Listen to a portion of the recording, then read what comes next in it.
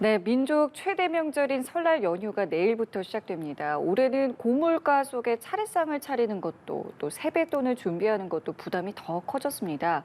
직장인들의 평균 상여금은 평균 62만 원이지만 기업 10곳 가운데 4곳은 상여금을 주지 못한다고 밝히기도 했습니다. 네, 한편 설 연휴를 혼자 보내는 사람들이 증가하면서 1인 가구를 겨냥한 설 명절, 간편 도시락 등이 인기를 끌고 있습니다. 설 명절과 관련한 민생 경제 이슈들 이인철 참 좋은 경제연구소장과 함께 이야기 나눠보겠습니다. 어서 오십시오. 네, 안녕하십니까. 미리 복 많이 받으시기 바랍니다. 설 명절이 다가왔습니다.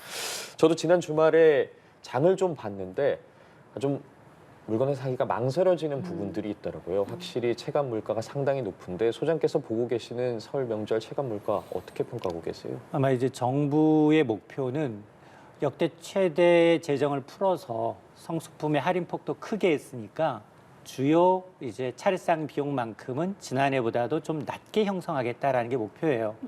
근데 아마 요 이제 1, 2주 전부터 계속해서 이제 물량이 나오곤 있습니다. 근데 사실 저도 최근에 한 1주 전 정도의 대형마트에서 이제 지방에다가 과일 선물 세트를 보내기 위해서 찾았어요. 예.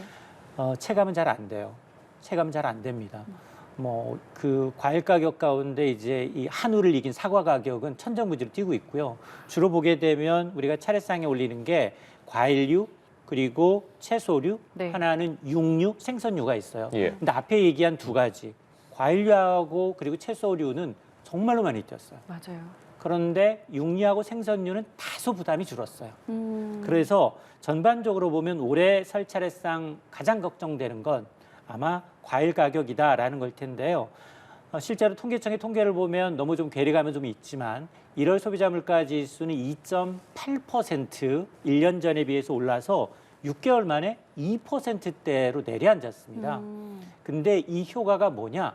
대부분 국제 유가가 급락했기 때문에 나타나는 거고 예. 실질적으로 우리가 많이 먹는 농산 물가 올랐고요. 외식 물가 올랐고요. 가공식품 올랐고요. 전기가스 요금 다 올랐습니다.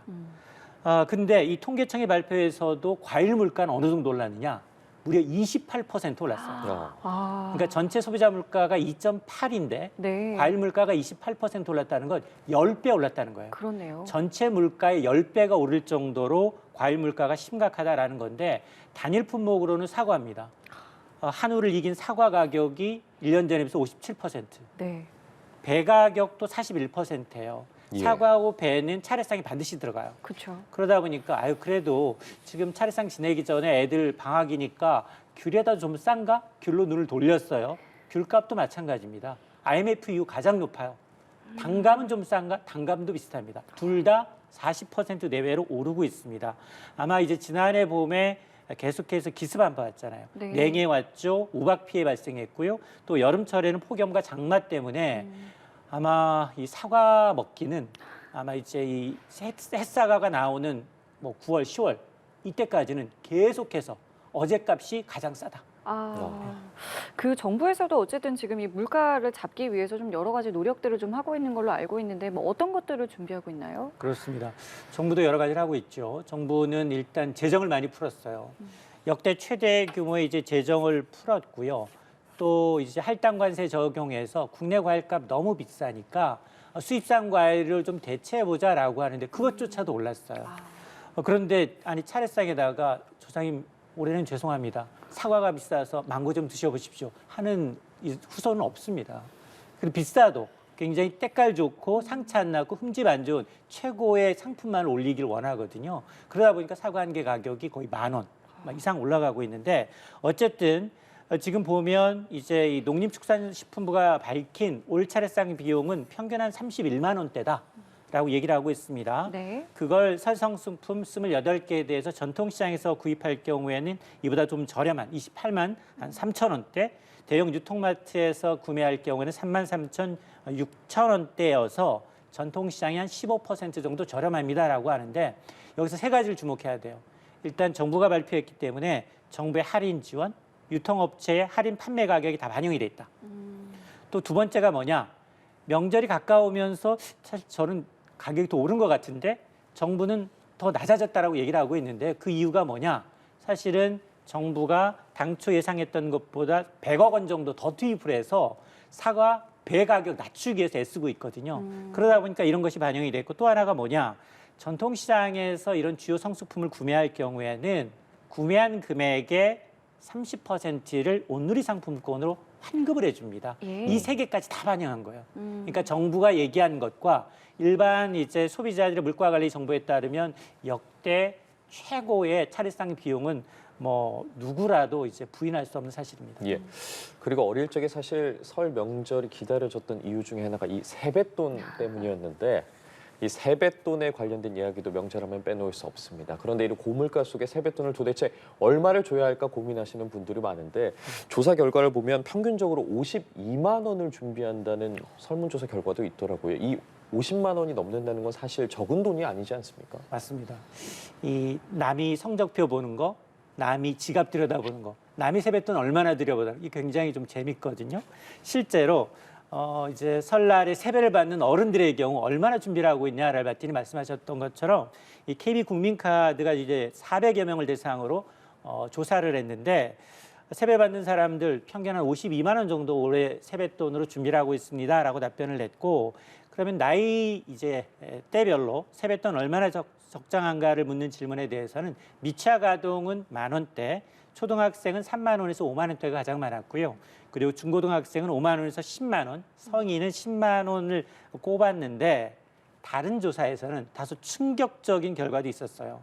보통 세뱃돈 하면 야, 10,000원 줘야 되나, 3만 원 줘야 되나, 5만 원 줘야 되나 이걸 고민할 텐데 이 SK 커뮤니케이션즈가 성인 3,800여 명한테 적정 세뱃돈 물었더니 1위가 뭐였냐면 세뱃돈 부담되니 주지도 말고 받지도 말자. 아하. 그러니까 1위였어요. 예. 2위가 5만 원이었는데 자 이거 어떻게 볼 거냐. 사실은 지금 결혼하지 않은 인구가 너무 많거든요. 결혼했어도 애를 낳지 않은 딩크족이 너무 많습니다. 그러다 보니까 명절에 대한 어떤 인식이 좀 바뀐 것도 있고 또 경기 침체까지 맞물리다 보니까 주머니 사정이 좀 좋지 않았다라는 건데 세뱃돈 안 받으면 누가 손해일까를 좀 곰곰이 생각을 해봤어요. 예. 자녀들 아니야. 부모님, 어머님이에요.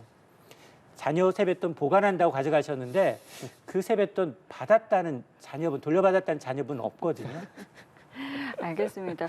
사실 직장인에게 세뱃돈이라고 한다면 이제 설 상여금이 될까 이제 이렇게 생각할 수도 있을 것 같은데 이번에 보면은 평균 62만 원이라고 합니다. 다만 이거를 다 주지는 않았고요. 직장인 10명 가운데 한 6명 정도만 상여금을 받는 것으로 이제 조사가 됐다고 합니다. 이제 뭐 현금을 주기보다 이제 선물이나 이제 뭐 다른 것들을 이제 주는 기업들도 좀 늘어나고 있다고 하는데 글쎄요, 이 명절 상여금 또 선물 이런 거는 법적으로 반드시 줘야 하는 것인가? 이 부분에 대해서 항상 이 명절을 앞두고 많은 이야기들이 좀 오갑니다. 좀 맞습니다. 어떻게 봐야 됩니까? 요즘은 MZ 세대들은 톡으로 줘요. 무슨 톡 선물로 해서 바로, 아하, 예, 바로 예. 보내기 하고 네네. 바로 쓰고 하는데요. 그래도 이제 이 직장인들 가운데 이제 10명 가운데 6명은 이제 올해 설에 이제 명절 상여금을 받았다라는 것으로 나타났고 이 얘기는 역으로 4명은 못 받았다라는 그쵸. 겁니다. 그런데 이 문제는 이게 보통 직장인이고 중소기업은 역전이에요. 중소기업에서는 사실은 상여금을 받는 이제 중소기업 직원은 10명 가운데 4명꼴입니다. 41% 수준인데 그런데 한 사회초년생이 명절 앞두고 이런 화두를 던졌어요. 상여금을 받지 못했다. 나는 입사 5일 차다. 상여금은 받지 못했고 선물은 받았다. 이게 지금 왜 나만 차별받는 거냐? 원래 안 주는 거냐? 아니면 노동부에 고발해야 되는 거냐?를 SNS에 올린 겁니다. 그러면 어떤 답변이 많았을까요? 글쎄요, 어떤 게 많았을까요? 대부분 이제 힐나라는, 비난하는. 야, 당연한 거 아니야? 야, 5일차 신입사원한테 상여금 주는 회사가 좀 이상하다. 선물이라도 받은 게 다행이다. 이게 왜냐하면 상여금이라는 게 회사의 기여도를 따져서 주는 건데 사실은 신입 석 달 동안은 급여도 80% 수준으로 적게 받거든요. 그러다 보니까 조금은 이제 이 회사의 어떤 물정을 모른다라고 얘기를 하고 있는데 어쨌든 공식적으로 보면 명절 상여금이라는 건 회사의 재량입니다. 이게 임금과 같이 법적 의미가 없습니다. 자, 그러다 보니까 상여금 기준 회사마다 다르고 내규를 어떻게 정하느냐에 따라 다르기 때문에 그 지급 여부가 달라질 수 있는데 아마 이제 앞서 제가 이제 정직원 가운데서도 10명 가운데 4명은 못 받고 중소기업이라면 10명 가운데 6명은 상여금을 못 받을 정도로 경기가 좀 좋지 않다라는 것을 이제 이 반영하는 대목입니다. 예, 그렇군요. 그리고 또 1인 가구가 증가하면서 설 연휴에 이 혼자 지는 일명 혼명족이 좀 늘고 있다고 하더라고요. 관련해서 뭐 편의점에서도 도시락 경쟁이 치열하다고 하고 또 20대들 같은 경우에는 명절에 좀 집에 내려가지 않고 아르바이트를 하는 경우도 많아졌다고 하는데 맞습니다. 확실히 분위기가 좀 바뀐 것 같아요. 그러니까 그 취업 시장이 좋지 않잖아요. 워낙에 취업 시장이 좋지 않죠. 또 물가 때문에 고향에 불가피하게 못 가시는 분들, 일 때문에 못 가시는 분들이 꽤 많습니다. 자, 그러다 보니까 유통업체에서는 이런 이제 혼명족이라고 하는데요. 혼자 명절을 보내는 사람이 계속 늘고 있다는 겁니다. 그러니까 이를 타겟으로 해서 다양한 이제 이 간편식이 등장을 하고 있는데요. 기존에는 주로 합리적인 가격, 양, 질을 따지는 가성비 제품이었다면 최근 들어서는 좀 바뀌고 있어요. 완전히 극과 극인데요. 전복이나 쇠고기와 같은 한우와 같은 최고급 식재를 이용한 호텔 C 컬렉션을 선보이고 있는데 이게 날개 돋친 듯 팔리고 있습니다.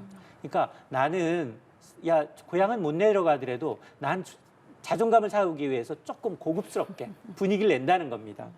그런데 마찬가지로 이제 이 편의점 3사의 경우에는 설날 도시락도 있는데 이것도 많이 팔려요. 그러니까 고가와 저가가 팔리고 중간층이 좀 사라지고 있다라는 얘기가 나오고 있는데요.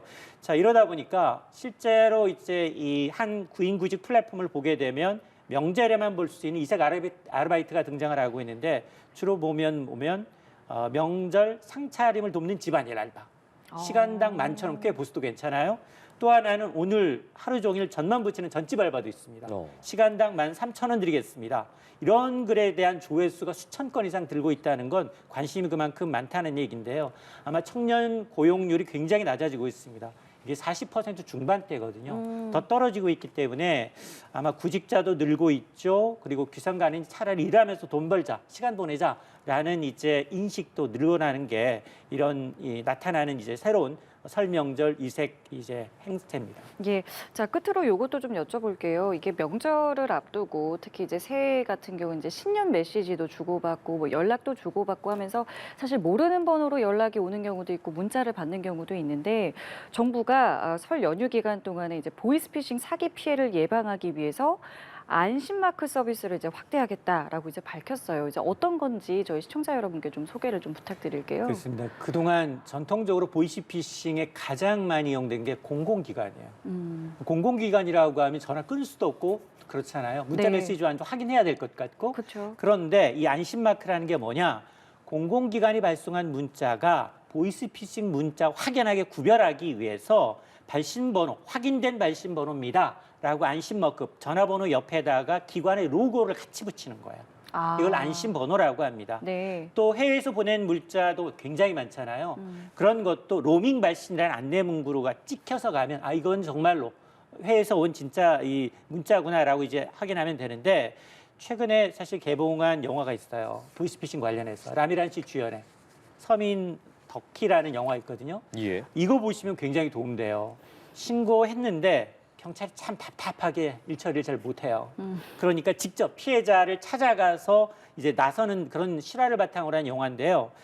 지난해 보이스피싱 피해액이 4,400억 원이 넘습니다. 그렇군요. 이게 2년 전보다 줄었다고 하는데 여전히 민생을 좀 위협하고 있는데 예. 그 유형을 보게 되면 이제 교통번칙금 납부하겠습니다. 명절 인사 묻는 거, 명절 선물 주고받는 거. 네. 여기에다가 이제 구매 대행 아르바이트 사기까지 있습니다.